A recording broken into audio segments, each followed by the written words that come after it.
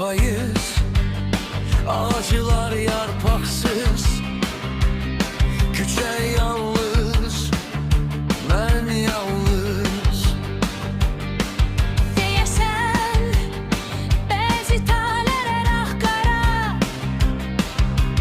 sadəcə yazısız. Külək yarpaqlar oynayır, fələk bəxtlərlə oynayır. Ağaclar yarpaqsız, mən yalnız, kələk deyəsən gizlən paç oynayır. Külək yarpaqlar oynayır, fələk bəxtlərlə oynayır. Ağaclar yarpaqsız, mən yalnız, Kələk deyəsən gizlən paç oynayır. gizlən paçanı.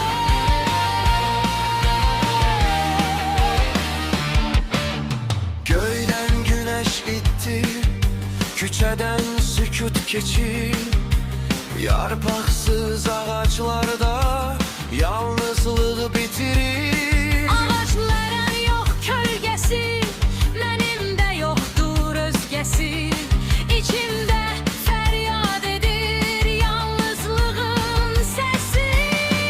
Külək yarpaqlar oynayır, fələk bəxtlərlə oynayır. Ağaclar yarpaqsız, mən yalnız, kələk deyəsən gizlən paç oynayır. Külək yarpaqlar oynayır, fələk bəxtlərlə oynayır. Ağaclar yarpaqsız, mən yalnız, Kələk deyəsən gizlən paç oynayır.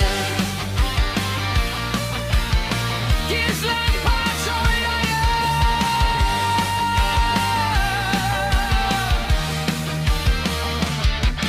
Külək yarpaqlar oynayır, fələk bəxtlərlə oynayır. Ağaclar yarpaqsız, mən yalnız.